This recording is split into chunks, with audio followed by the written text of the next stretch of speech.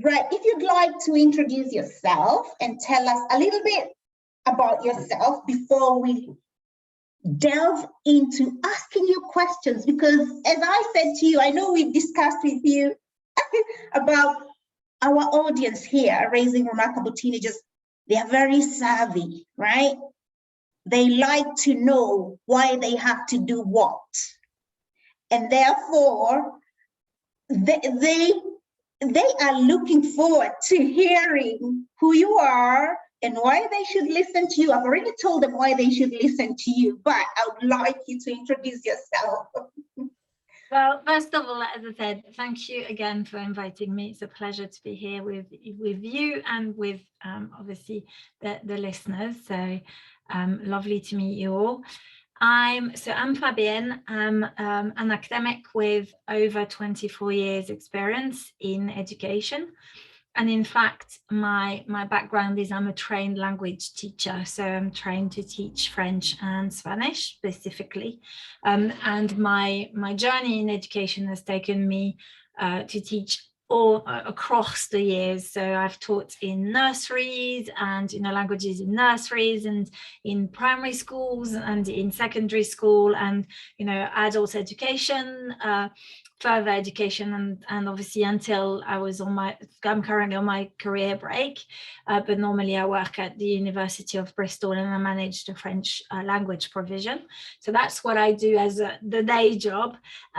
My real passion is looking at what makes young people and the adults around them flourish or languish in education and in life. So I've been doing that for the last 7 years. And I've written 2 books as a result of it. In fact, my first book, The Flourishing Students, there's a 2nd edition coming out in April 2022, which is a bit of an updated version of my research, taking into account the further research that I've done. So initially I interviewed 10 students and then created another sort of 13 interviews, from which I've sort of recreated the 2nd edition of the book, and that's called The Flourishing Student. And I've also co-authored a 2nd book that's called How to Grow Grown Up with my friend and colleague, Dr. Dominic Thompson. Oh, so, nice. Yes. Nice. I liked something that you mentioned. We like to play with words here. You said you like to encourage young people or parents or educators, help our young people flourish instead of languish. Yes. I love that. Can you just explain that to us? I know we know the semantics, but it's so beautiful the way you expressed it. So those words are we're constantly walking on the shoulders of giants, right? So I'm going to acknowledge the shoulder of the giant I'm walking on, and that's Dr. Corey Keyes. Okay, so he's an American. I think he's a psychology researcher. So Corey Keyes, and he's the one who actually created the words flourishing and languishing. So I'm effectively borrowing his work and his language. And for me, flourishing is linked to well-being. So when we are flourishing, we are able to handle the normal challenges of daily life. And we are able to, so we've got challenges, but we've got enough resources to draw from, so we can handle those normal stresses in life and challenges. And we have found something that interests us and motivates us, so we can give back to the community and we can contribute to our community. So that's how I would really describe flourishing, is having good well-being, I guess. And languishing is obviously the opposite side. It's when the challenges and the difficulties are so important that you haven't got enough resources to draw from it, that you obviously you are less able to engage with life on a regular basis. Wow, what a beautiful explanation. And I want to ask you, I know you're also a parent of teens, and one of the things we like here at Raising Remarkable Teenagers is to not just talk about what we do, but who we are, right? And also, I believe it's very important to draw onto our own personal experiences because, I mean, of course, I don't know everything and I haven't experienced everything. And that's why this then becomes a beautiful village where we can share, right? You know, there's a proverb that says it takes a village to raise a kid. And obviously here we work with a lot of teenagers and parents of teenagers, and we converted that to it takes a village to raise a teen. And me, you, and you guys who are listening, I can see you guys, all of us are the village that it takes. And it's by sharing our ideas, and it's by sharing what works, right? What works for me, what works for Fabian, what works for Faith, what works for Rose. It's by sharing these ideas, then together we can be that safe village. Because interestingly, the other day I saw a quote. I can't remember who it was from, but it said that when our kids, especially our teenagers, don't feel the warmth of the village, they will soon burn the village down.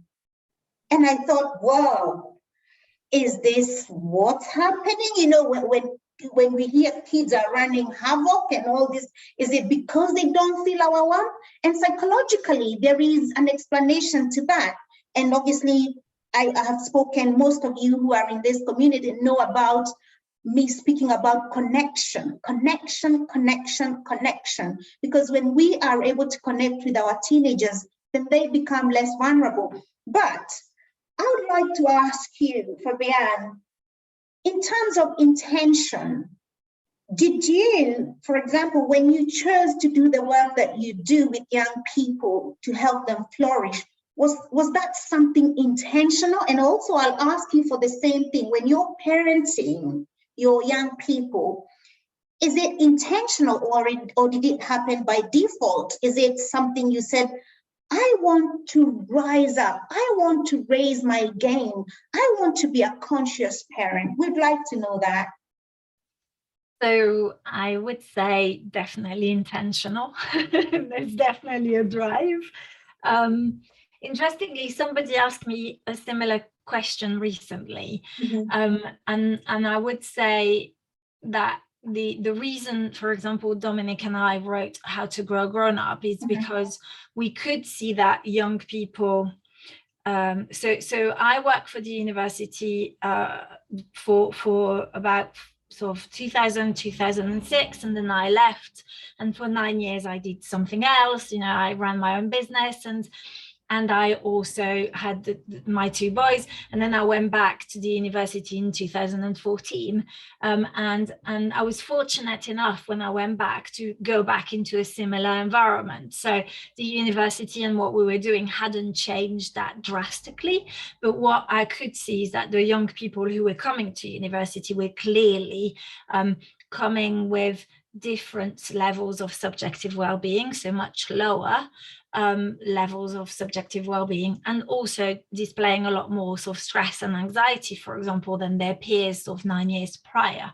And I would say that the reason we wrote How to Grow Grown Up, and the reason I did the research I did, obviously, is because I wanted to be the best educator I could be for these young people, and be the best the lecturer and the academic who could support them as best as I could, because I had duties, but also very selfishly, because I had young people who were entering the teenage years. I wanted to make sense of what was going on. And one of the things that I recently said, which is very true, is, you know, sadly, when we've experienced at the university where I work the most drastic side effect of mental ill health in young people, which it is unfortunately when a young person does not see any other options than to take their own lives. And so, you know, the most drastic outcome would be suicide. And that for me was the most painful and unbearable thing that I could see. For me, you know, one, the death of one person is too many, you know, too many in 2022, you know. And so there was a part of me that also worried that in the back of my mind I was thinking this could possibly be my own children. Absolutely. And just I want to jump in there for a moment, because that so resonated with me when you said about being intentional. And guys, please, if you've got any questions, just write them down. Let's blow up this chat for Fabienne, because you're speaking ideas that are so deep. When we actually do our work with that heartfelt motivation of that this could be my child. I have spoken about this in terms of none of us is invincible. None of us is invincible. As we look around the news and you see, oh my God, I didn't expect that one to have done that. Oh my God, I thought they had everything. And what you're saying so resonates. So guys, let's hang in here and really hear what Fabienne's saying, because it's so resonating with me. I just couldn't stop myself from commenting on that. So, but carry on, Fabienne. Yes, and yeah, I mean, I welcome any comments and questions. So yes, so the key driver was really to just think, okay, how do I show up every day, and how can I be the best educator, the best lecturer, but also the best mum I can be. And to me, that just required understanding the teenage brain, understanding mental health and mental ill health. So one of the things I say in the first book, for the flourishing students, is how obviously I grew up in France and then came in the UK in my sort of early 20s. So I've been here a long time. I'm no Franco-British, but one of the things I really notice is the difference of language use. So you were talking about linguistic. I'm a linguist, and one of the things that I found really interesting when I started sort of scratching the surface is that in the UK we talk about mental health, but what we mean is mental ill health. And so what that does is it makes it very confusing to have a conversation, because when for me mental health is like something we have like physical health, is something we can look after. It's similar to well-being, is synonym to well-being. And many people will refer to mental health and they mean mental ill health. And I think that's where I started, because I wanted to understand why it is that particularly in Britain, when we use that word, back home in France, when we mention the word mental health, we truly associate it to something like physical health, something that we have and that you can look after. Oh, brilliant. Now, actually, I think you are so on point. And you know what you just did there?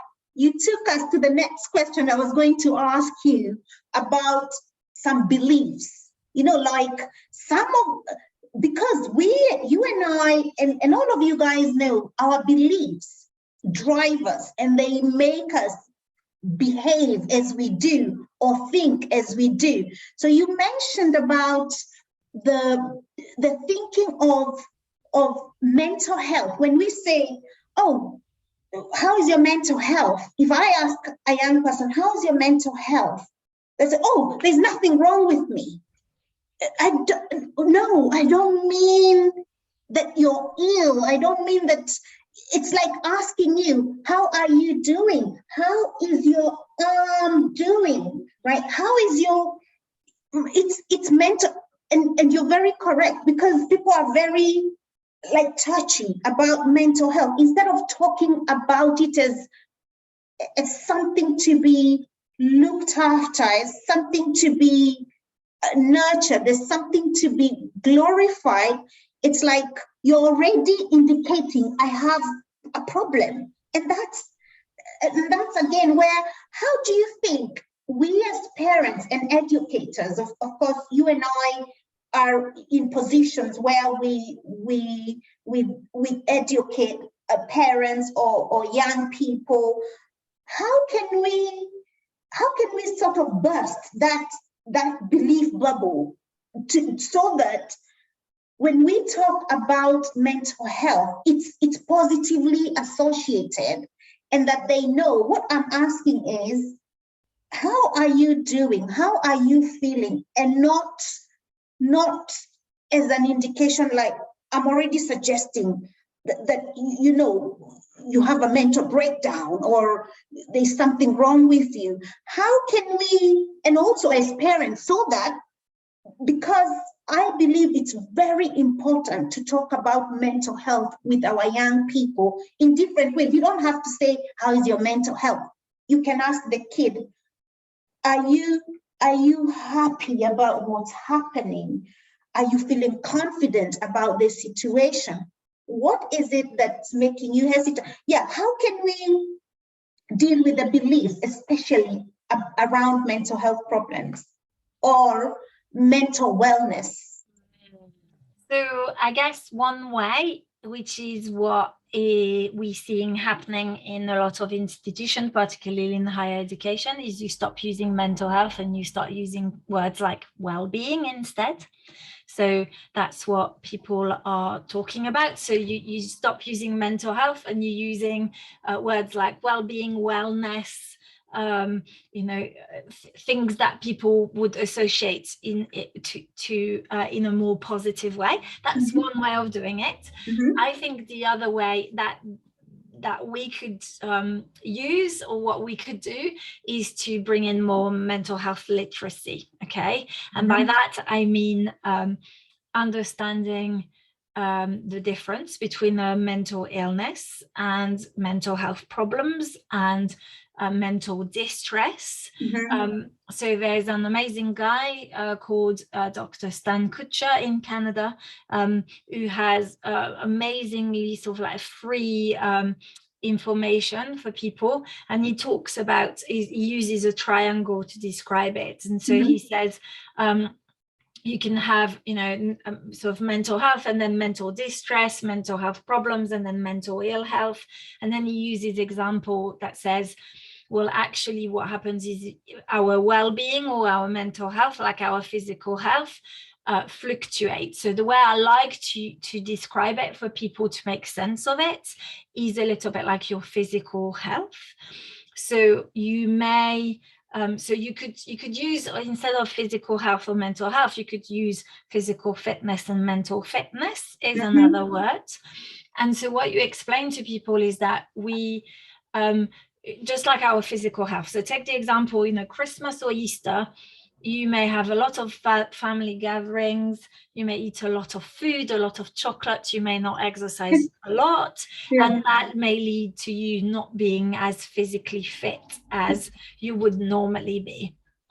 Okay, that doesn't mean that you've got an illness, a physical illness. Okay, granted, at some point, if you stay there, you may well start developing, if you become overweight and you don't exercise enough and, all of those things, you may at some point experience some physical ill health. So for me, it's a similar image or imagery that we can use with mental health or, mental fitness, is that actually it's a continuum. So it fluctuates, it goes up and down, and it can go up and down during the day. So something may happen, you may, I've got this cup of tea, if I knock the cup of tea over my computer, then that's going to create mental distress. Okay? That's right. But that doesn't mean that I've got a mental illness. It just means that I've just got this challenge, and it upsets me, and so I've got to deal with that. And I think sort of explaining those, because one of the thing that I've really noticed, along with the vocabulary around mental health, mental ill health, is the fact that we have a tendency to pathologize stress and challenges in life, in a sense that we have a tendency to say, oh, stress and anxiety, and I'll give you an example. I would have some students, some tutees or students write to me saying, you know, I'm getting close to my deadline and I'm having issues with this, and this is you know, this is creating stress and anxiety. And I just go, yeah, it would, because you've got a deadline looming and coming. And but that doesn't mean that you've got mental ill health. It just means that you've got a deadline and you're getting really close to that deadline. And that you need support from me or other people to help you meet that deadline. It doesn't mean that there's something wrong with you. It's actually a natural response to a challenge or an event in front of you, right? I love what you said. Completely love what you said, because I think this is a tip that parents can actually take, because how many of us have heard the kids say, this is stressing me? Or even you ask them to do something and then you ask them to do it again, and then they'll go, this is stressing me, I can't take this. And what you said is something so profound, because I heard you say that it's an opportunity for you and I to then evaluate this, whatever you're saying is stressing you, and then process it and see where you need support and what kind of support you need. So this can be a conversation starter, right, into the issues of mental wellness. Like saying to them, stress actually is it's a natural human response, right? That's how we know things that are important to us, right? We know, oh, this is important, this is urgent. It's a bodily physical reaction to things that we need to do. But like you said, it doesn't mean that you're ill or something is wrong. The only time then it goes on and it becomes a problem is if it's continuous, and you're not seeking for help. So I would like you to I'm sure you've already told us, one of the tips I heard you say is that as parents or educators or people working with young people, when a kid or a young person mentions that, make it a conversation starter. All right, this is okay. First of all, you reassure them it's okay. It's a natural biological process in the body. But then what can we do, or what can you do? Because it's not a state that is intended to be there for long. Yeah, our body needs to come back to what we call homeostasis. You know, it needs to come back to that. We don't want to be on chronic stress. So what you suggested, guys, I hope you've written that as one of the tips. I'll definitely now be conscious about it. I know I do it, but I think I'll be more conscious because of what you said today. When daughter or when other young people say, oh, this is stressing me, then I make that a conversation starter. All right, this is natural, this is normal. So what support do you need, or how can we support you so that we remove this external environment, external thing that's stressing you, and then you can move over to like the normal, like I don't know how to call it. I don't like using the word normal, but to a safe or homeostasis, you know, when your body is feeling okay. So that position. So I really, really love that. And as you can see, I'm writing notes. I'm an avid learner because so if I'm not looking at you, please just know I'm writing these notes, right? Yes. So then the question I want to ask you, Fabienne, because I know most of our audiences will be asking this, and the questions I'm asking, these are questions our audience have suggested. Can you ask the guests these? Because can you ask these? And so what we've done, we collected them and put them under the four questions that we shared with you, because they want to know. So I just want to ask, for example, when you for you to become an intentional parent or an intentional educator, Are there personal experiences, for example, when you were growing up as a young person, are there times when you thought, this should be different, but I'm not being given a platform, my platform. This should be different, because I know some of those moments can lead us to becoming more intentional.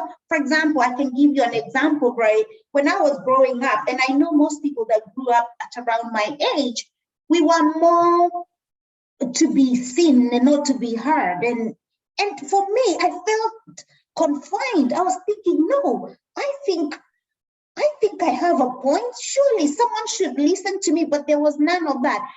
And I believe because of that, I don't know when I made the decision, but I said to myself, when I get my children and when I start working with children, I will want to listen to them, because I don't want them feeling like this. So have you got any personal experiences that may have led you? It doesn't have to be, or have you got any? Yes. So I think two. The first one is, as a child, I was, I guess I was very tapped into my heart and my gut, and I used to really, as a young age, to connect with people or not connect with people. Mm-hmm. But I grew up being told that, I guess, growing up in France is the country of Descartes. So thinking and, I think therefore I am is like the key for a lot of people. So I was told that I had to trust my head rather than my heart and my gut. Mm-hmm. And as a result, I grew up really listening. I mean, on top of that, one of my educators told me when I was about 13 that I would amount to nothing. Yes, so quite a harsh comment. And sort of said at a parent evening that I would end up working in a supermarket, to which my mum responded, like me then. And I, at that point, like you were talking about parents, about not feeling heard or seen. For me, when that male teacher said that to me, so he became the opposite of a mentor for me, and like what not to be or to do with young people, because the words of adults stay with young people, and it can become either poison or a gift. Unfortunately, I guess his words were a huge poison for me for a long time. And what I did is I constantly sought other people's opinion rather than trusting my own. And so I guess what I promised myself after, almost 10 years of self-development and letting go of a lot of that hurt, is that when I decided to become an educator, a teacher, but also to become a mum, that I would never ever use my words to pass on poison to young people or my own children. And so that has always been the guiding principle, is that our words are magical. They've got power, and they can either empower us or make us feel so little and so so unworthy that they can have a huge impact. And that, I guess, that was one of the reasons that, one of the key drivers for being who I am now and what I do. For being intentional. Wow. Yeah. That is so powerful. And this family, this community here listening, they know how much we emphasize on being intentional about the words that we use. It's like prophecy. It's like, your words are so powerful. They are so powerful that in the lab, we can measure the toxicity of a word in a kid's brain. We know from research that criticism or negative words, it literally, this is not just saying. We know it does that. It breaks the brain, it breaks the heart. But literally, you can see the brain constricting. And when someone constricts, what does that mean? That means not a lot of blood is going to that place, not a lot of opening. And when our kids constrict and they're not opening, that means they're not learning and they're living in fear. And that's not what we want. And I like the way you've been vulnerable enough to share that, because when you share that, most of us want to not say a thing about our family and our growing up. But I always say it's very important to be authentic and to, let's say, come out.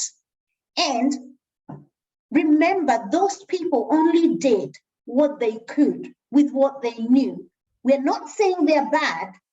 We're just saying that we're no longer accepting what they have prophesied on our lives, because these prophecies, they can come true. They do come true for a lot of us. That's why we live in fear. That's why we live in, we don't live to our full potential. When you have constantly been told you'll amount to nothing, even, and here is the interesting thing about the brain. Did you know our brain, some people say, I was just joking. No, but the brain doesn't know whether it's real, imagined, or a joke. It just knows that, I don't want to use the word, like rubbish has been thrown at it, And so we have to be very, very careful. And also, what I've heard from what you said is, I feel you had to go through unlearning, like peeling yourself to be who you are, going through personal development, because until we heal, then we cannot be whole to the people that we are. You can't bring authenticity to anyone until you heal. And I love the way you've been vulnerable. And I always say in this show, vulnerability is strength. We do talk about, and that's why I asked that personal experience, because many people are afraid of actually acknowledging some of the hurts we had in childhood. But until we acknowledge that, until we let it go, can we then bring our whole person on the table and be able to serve the people that we work with, whatever. Most people here are working mothers, especially. I know there's some men here as well, but they're especially working mothers, to be able to bring yourself to be of full service, and also to be able to bring yourself wholly to your family, right? And become an influencer. We can't do that unless we are healed. And obviously we are not in no way. I don't think you suggest, I never suggest that I'm wholly healed, because there's always things coming, but work in progress. We are work in progress, and that is what life is about. And again, like we said, this is a village. This is a safe village where together we share these experiences, these tips, and as you can see, I just want to go through some of the points that you covered, which I thought was so powerful, right? For example, when we are using language, it's very important to redefine, instead of using mental health, or even I have learned something, we can talk about well-being. We are more concerned about well-being here, right? So you talked about redefining mental health literacy, right? Letting our young people know that we're talking about mental fitness. Yeah, we're talking about how fit are you feeling, and obviously with that comes the happy spectrum, right? The happy spectrum. So and it's not smiley. It's like proper. You can be happy and quiet. You can be happy and shouting. You can be happy, but genuinely having a mental fitness, so that you're thinking in terms of well-being. So that's something I have learned, and I'm sure our audiences have learned here. I'm just going to be looking at the questions in a minute. So guys, don't think I've forgotten about looking at the questions, but I really want to make the best of Fabienne while she's here. And just to ask, in terms of, we've heard of your personal growth. I think you're so clever. You're so savvy. You're just like my audience here. I tell you, you know what you've done by mentioning about personal growth. You've literally taken us to the next point where I was going to ask you to share some of the self-care activities that you practice yourself, and some that you can share with parents, and so that we can parent effectively. We can also, because if we are going to demonstrate well-being to our young people, we must be well, because you and I know, and you guys know that well-being, behavior is caught more than taught. I don't think you can be telling your students, oh, you need to be all together, we need to sort out the stress, and you're collapsing on the floor with the same. How can you help someone when yourself are on the floor? So I want to hear these self-care activities that you practice, and so that we can share with our audience here. Yeah. Yes, with great pleasure. So I first want to acknowledge my position of privilege. So I have been privileged enough to be able to do that growth, to look at those hurt, and to go on training courses and all of that. And I think that is something that's really important to acknowledge, that this is not always possible for people. So I'll start with that. I recognize my position of privilege. But from there, I really, my self-development started when I had my eldest, and he's now 14. And I recognized a lot of the patterns, family sort of, the way I was using some of the language. And so I decided to train in NLP, and then I trained in mindfulness, and then I trained as a hypnotherapist. And so one of my daily practice is mindfulness. I practice every day, and it's become a habit. It's part of my daily routine. So I wake up in the morning.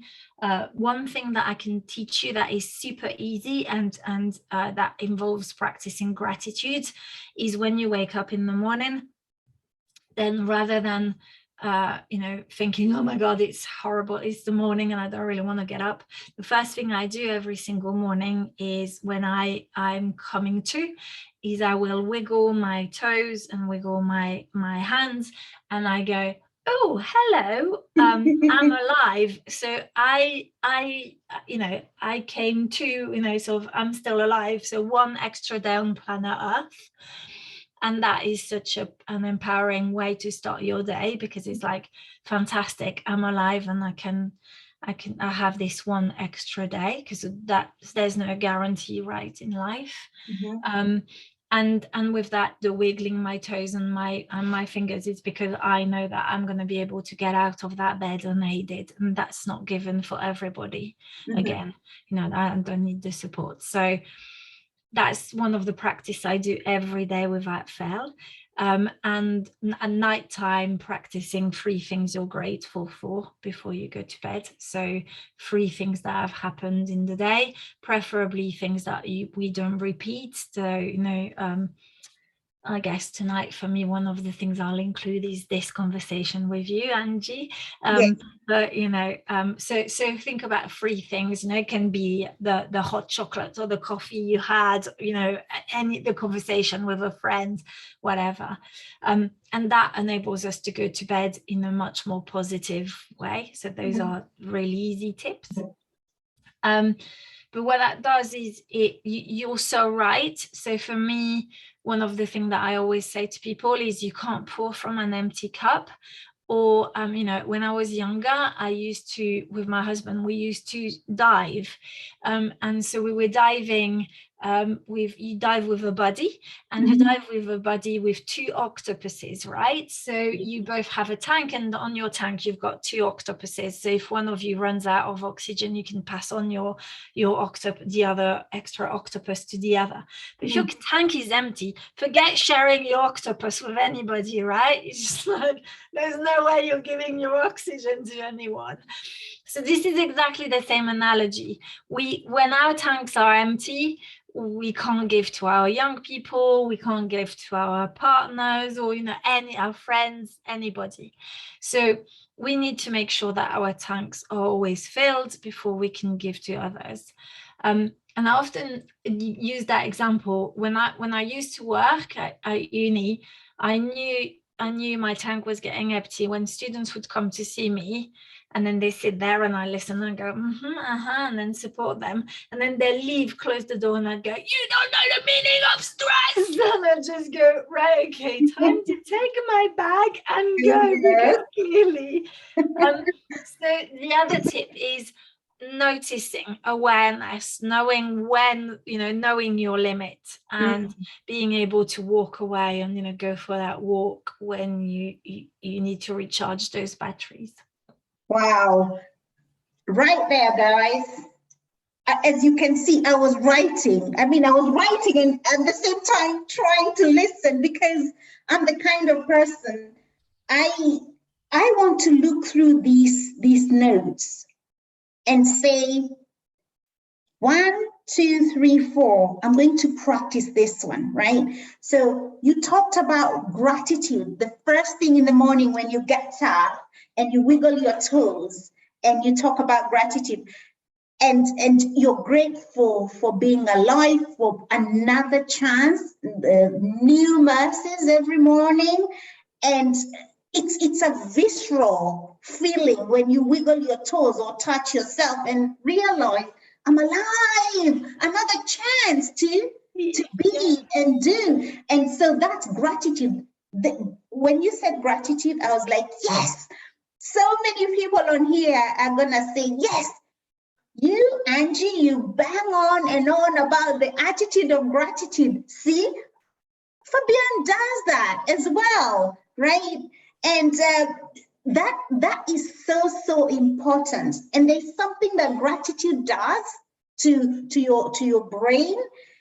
It opens you up to possibilities, because gratitude is that feeling of, I've already received something. And what happens to your brain is, when you're in that state, I've always said to you guys, our bodies are electromagnetic, right? So when you're in that state, you have a field, which is what, if you think I'm talking woo-woo, this is what Einstein talked about when he said that we have a field of energy around us. And when you have gratitude, and especially this gratitude that is intentional, what it does is, your frontal cortex, right? Your frontal brain, it connects with all the other parts of the brain and then opens up to possibilities.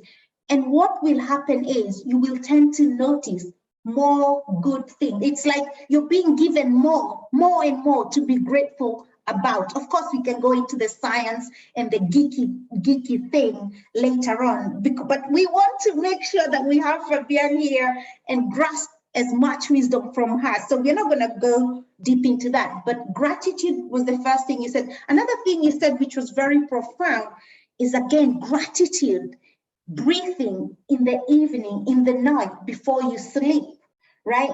So that, and I like that, because one of the things we teach here is, in the evening, when you're practicing that gratitude, the breathing in and feeling in remember, your body has served you all day. Surely, even if you feel you have nothing to be grateful about, remember, your heart has beat for you 50 to 80 times a minute all day long. That's something to be grateful for, right? And when we breathe in and do that, especially before we sleep, what we know is when whatever thoughts you go to sleep with, right, that drops into your subconscious mind, and that is it's sort of, that is what's going to be your driving force the next day, right? And we can talk about more of that. And I'm glad, Fabian, you are very conversant with NLP, because you know exactly what I'm talking about. And also you talked about being very intentional about filling our cup, because we cannot pour from an empty cup, right? So that let us be people who, especially women, we can drop into the trap of not feeling ourselves, and then we wonder why everyone's not grateful, everyone around us is not grateful, because you know we have nothing to give, so we are feeling drained, and when you're feeling drained, your body can go into preservation mode. And that's why we end up getting angry with people around us, because when someone's taking your last drop, you're bound to fight. So do you see? So let's be aware about when about feeling. Let's not feel it selfish to fill our own cup. And then another fourth tip that you gave is knowing when to say or when to say stop, or this is my limit, and it's okay to have limits. It's okay. We are human beings. So I love those tips, right? So Fabian, I'm going to ask you, because I don't think these people have had enough of you. Where can people find you and follow you, especially to get your book, like growing a grown-up, yeah? Raising a grown-up, Yeah. is it? How to grow grown up. Yeah, how to grow a grown-up, right? Yeah. How to grow a grown-up. And you're also writing another one, which is the flourishing student. Is it the flourishing student? So the flourishing student is that's all written, and it's coming out in April 2022. So that's the second edition. That's mainly more for educators and people, well, parents can read it, but I guess it's about how we can be the best tutors and academic for our students. But it talks about a systemic approach, so like the whole system. And I am also, you're right, I'm currently co-writing a third book, which will come out in 2022. I don't know when exactly right now, but it's going to be called Educating Round Children in a Square System, a Manifesto for Change. So that's, yeah, that will be available. So if people want to reach out, we are on Facebook. I've got a group that's called Flourishing Education, so people can ask to join that if they want. They can reach me on my email is fabienne@flourishingeducation.co.uk. I'm on Twitter under Flourishing Education. No, actually Flourishing HE under Twitter, and on LinkedIn as well. So people can find me under Fabienne Vels, obviously my surname and my name. And yeah, please reach out, comment, ask me questions. You know, always lovely to meet new people. And to, yes, it's like you say, it takes a whole tribe, and you know, to raise a family and teenagers and young people, so all in this together. Absolutely. So I am so happy that that you've shared your heart with us. You've poured yourself out. I've had a couple of comments asking me, first of all, people are so appreciative because we put captioning this time. We are very inclusive as much as we can. So I'm aware some of our some of our parents have, some of them have hard of hearing, and this is one of the things I said to the guys, whatever we do this time, let's try, and because we are all people, right? And then also I said to them about some of our accents, some of our, you know, some people say, oh, I don't understand what you say sometimes, and I say, let's be patient with each other, right? And I said the captioning is so good; it's able to capture my crazy accent. Fine, so that's great, lovely. Yeah. So that's great. And then and then thank you guys so much. I can see you're saying that thank you for addressing this, thank you for this topic, and most of all, we thank you so much for being on here. You could have been anywhere else, but you have chosen to hang out with us for an hour. And I know also some of you may not be catching this live. It's okay. I think you'll still feel the vibe, even if you're catching it as a replay. It's going to be left on there for some time. And then I'm going to place Fabian's social handles over here so you can contact her, because it's about learning from each other. Remember, guys, I said this is a village. This is a village, and it's a safe village. It's a safe community. So reach out to Fabian at Flourishing Education on Facebook. Reach out to Fabian at, is it Flourishing HE on Twitter? Yeah. And then I know for sure you're Fabian on LinkedIn, because that's where we met and we connected, and I know you guys are going to love what this lovely, lovely lady has. The wisdom is just amazing. And as you know, we don't just bring anyone here. We bring people who are going to add value into our lives, people who are going to add value in our parenting, people who are going to add value in our relationships and engagements with our young people. So I feel so honored that you guys are watching. And if you're listening to this on audio as well, I still honor you. And even more importantly, I honor you, Fabian, for pouring yourself out and gracing us this evening on our Tuesday tips. I know some of you will be listening on a different day. The ideas we have shared are universal and eternal. So I am so grateful. So Fabian, have you got any last comments or any last thoughts? I would say all of the things I've shared with you are my perspective and my perspective only. And I always say to people, what's important is not for other people to tell you what to do, but for everyone to find one's way. So it's not there isn't one path and one size fits all. It's very much about one's path. Just so the linguist in me just wants to add an apostrophe s and turn it into one's path, one's size. So, you know, find what works for you, find what works for the young people in your lives, and that's all that matters, you know, and all will be really well. And thank you for having me tonight. Thank you so much. Thank you, Fabian. Thank you, Faith. Thank you.